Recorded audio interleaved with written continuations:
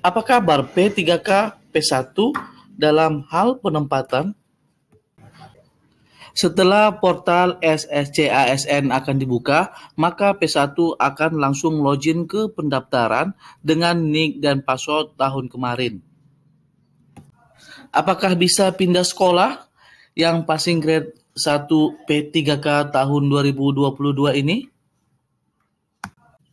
Simak videonya sampai selesai agar pertanyaan Anda dapat terjawab. Kepada Bapak Ibu yang baru menemukan channel Mahadi Kusuma Rambe ini, silakan ditonton videonya. Saya meminta agar channel ini berkembang dan saya semangat membuat konten-konten seputar perkembangan Bapak pendidikan. Ibu dapat meng-subscribe, like videonya, dan jangan lupa berikan jejak dengan mengkomen. Dan klik loncengnya agar Bapak Ibu mendapatkan updatean terbaru yang kami berikan. Terima kasih sebelumnya saya ucapkan. Jika yang lulus passing grade 1 itu akan pindah sekolah dari sekolah asalnya. Bisa atau tidak ya? Yuk kita cek alur seleksi penempatan untuk prioritas 1. Nah, di sini prioritas 1, ketika SSCAN ini akan login, maka pelamar P1 itu akan login. Kemudian akan muncul penempatan sekolahnya. Setelah kita memilih penempatannya, maka selanjutnya kita akan pemberkasan. Kemudian setelah itu, kita akan bertugas di sekolah penempatan.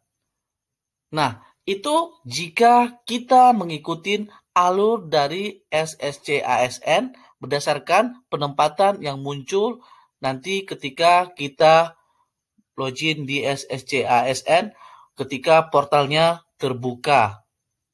Selanjutnya, bagaimana jika kita ingin pindah ke sekolah yang kita inginkan? Di sini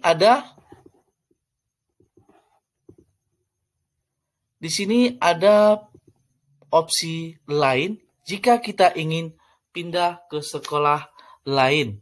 Misalnya P1 login ke SSCASN.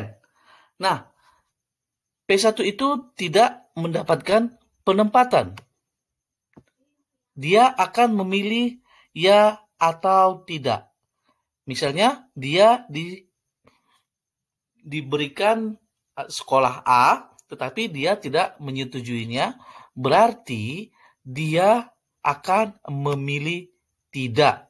Jika dia memilih ya, maka seperti opsi yang di atas, dia akan menunggu SK-nya.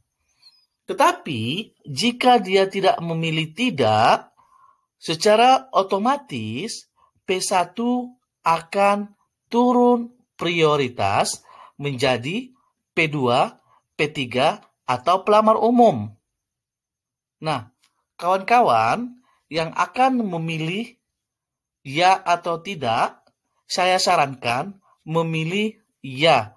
Karena bisa berakibat fatal karena penurunan prioritas.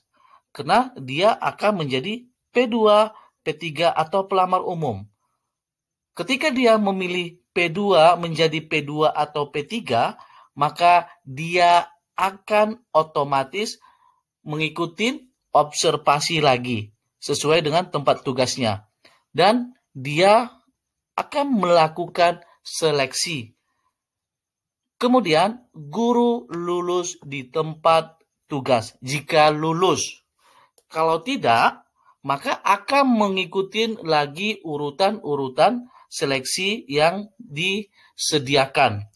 Nah, hati-hati kepada kawan-kawan yang sudah lulus passing grade di P1 untuk memilih opsinya ya.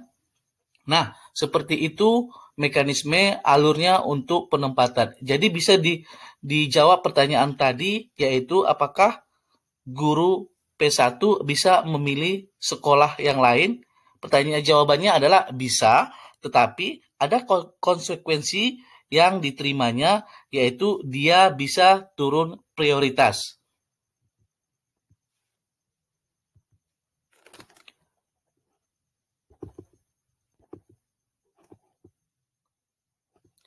Karena di pelamar seleksi ini itu sudah tergabung, yaitu THK 2, honor negeri, dan PPG, dan guru swasta.